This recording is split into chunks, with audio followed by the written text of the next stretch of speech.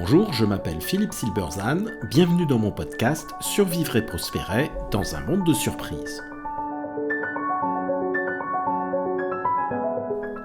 L'épisode d'aujourd'hui, quand la greffe ne prend pas, l'échec de l'activiste innovateur est d'abord social. Il est difficile pour un innovateur de faire changer les choses au sein de son organisation. Les raisons sont nombreuses, mais la principale est que beaucoup croient que pour réussir, il faut avoir de bonnes idées et les faire aboutir. Ils sont convaincus que c'est la qualité objective de leur travail qui leur permettra d'être acceptés par le groupe. En réalité, c'est l'inverse. C'est pour ça que l'échec de l'innovateur mandaté pour transformer les choses est d'abord social. L'affaire se passe il y a une dizaine d'années. Ce spécialiste du digital, appelons-le Thomas, a été recruté par une grande entreprise française qui a pris conscience de son retard important sur le sujet. Branle-bas de combat. La mission de Thomas est claire, secouer le cocotier, transformer l'organisation pour qu'elle passe vraiment au XXIe siècle. Le top management est enchanté de ce recrutement. Le PDG, qui a conscience que la culture très forte et très homogène de son organisation constitue un enfermement, a insisté sur un recrutement hors cadre. L'arrivée se fait en fanfare. Thomas a bien lu les experts en management. Pour que le changement se produise, il faut une prise de conscience, un électrochoc. Succession de présentations au COMEX, déclarations présomptoires, le digital ou la mort, workgroup, axe de travail, réunion en jean, learning expedition, le changement est en marche. Thomas refuse également d'assister à nombre de réunions car, je cite, « tout le monde sait que c'est une perte de temps ». Et effectivement, beaucoup de managers l'avouent à demi-mot. Là, au bout de quelques mois, le constat est évident. La greffe n'a pas pris. Thomas est isolé. Il a de plus en plus de mal à obtenir un rendez-vous avec les dirigeants, le PDG est aux abonnés absents.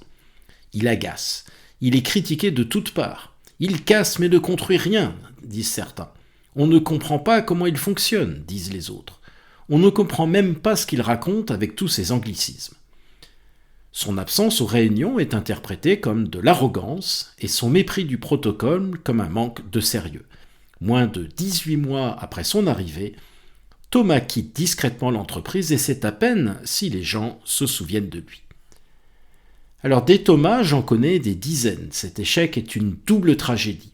Tragédie pour Thomas d'abord, qui subit un gros accident de carrière relativement visible dans son milieu, mais tragédie aussi pour l'entreprise. Même si son départ provoque une forme de soulagement, le dingo est parti, le fait est que non seulement elle a perdu une occasion de changer, et qu'elle est donc retournée au point de départ, mais le changement a probablement été rendu encore plus difficile car les blocages se sont sans doute renforcés avec cet échec.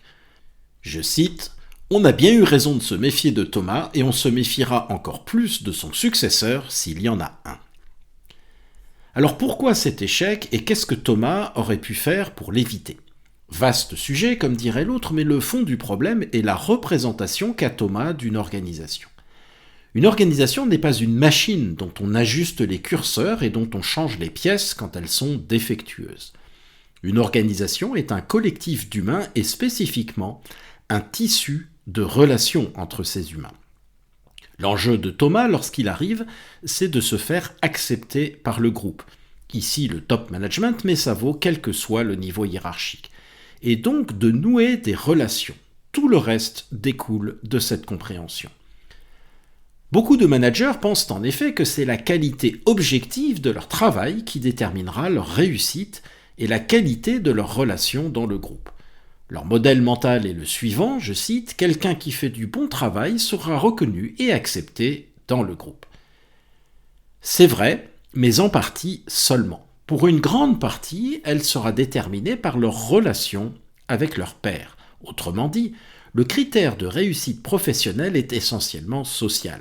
C'est vrai y compris pour les experts, à de très rares exceptions près. Même l'immense Michel-Ange dépendait de ses bonnes relations avec l'Église pour sa réussite. Un bon professionnel investit donc une part significative de son temps et de son énergie dans le groupe. Oui, mais c'est une perte de temps, me répond-on souvent. effectivement, c'est une perte de temps. Mais de temps pour quoi ? S'il s'agit de temps pour faire quelque chose de concret, c'est très certainement vrai. Un repas d'1h30 avec un collègue, c'est aussi un dossier non traité.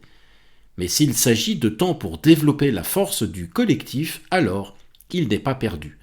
Tous les animaux qui vivent en groupe consacrent un temps important aux autres. C'est un investissement. Et comme tout investissement, il consomme des ressources, temps, énergie, voire argent. Mais il peut être très payant.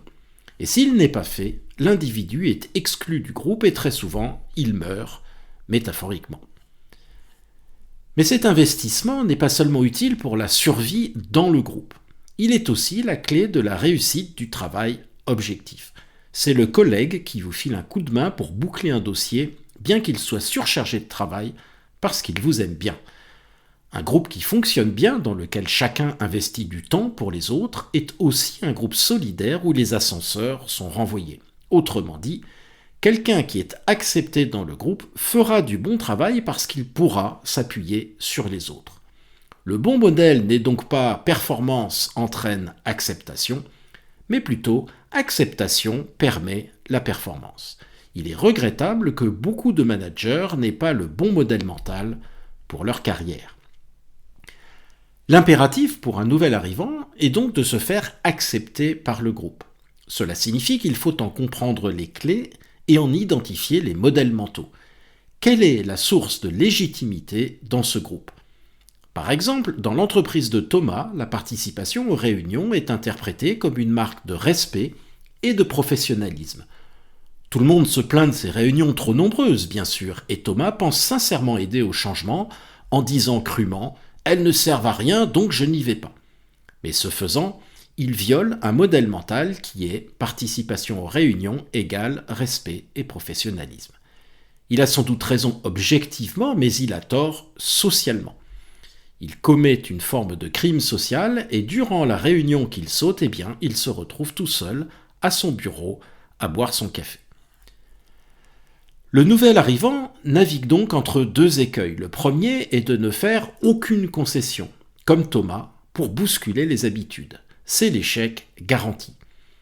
Thomas est rapidement éjecté du groupe et il accuse celui-ci d'être résistant au changement, ce qui n'est sans doute pas faux. Le second écueil est de couler intégralement dans le moule et de ne plus faire de vagues. C'est évidemment néfaste, en particulier pour quelqu'un qui a une mission de changement. Ce qu'il faut est un équilibre entre certaines concessions au groupe, au nom du collectif, et une certaine différenciation qui, parce qu'elle est le fait de quelqu'un d'intégré, aura d'autant plus de chances de porter ses fruits. Tous les grands innovateurs ont compris cela, que ce soit au sein de leur entreprise ou de la société. Ils ne cherchent pas à avoir raison, ils cherchent à entraîner les autres. Merci de votre attention, vous pourrez retrouver cet épisode sur les principales plateformes de podcast. N'hésitez pas à vous abonner pour être informé des prochains épisodes. À bientôt!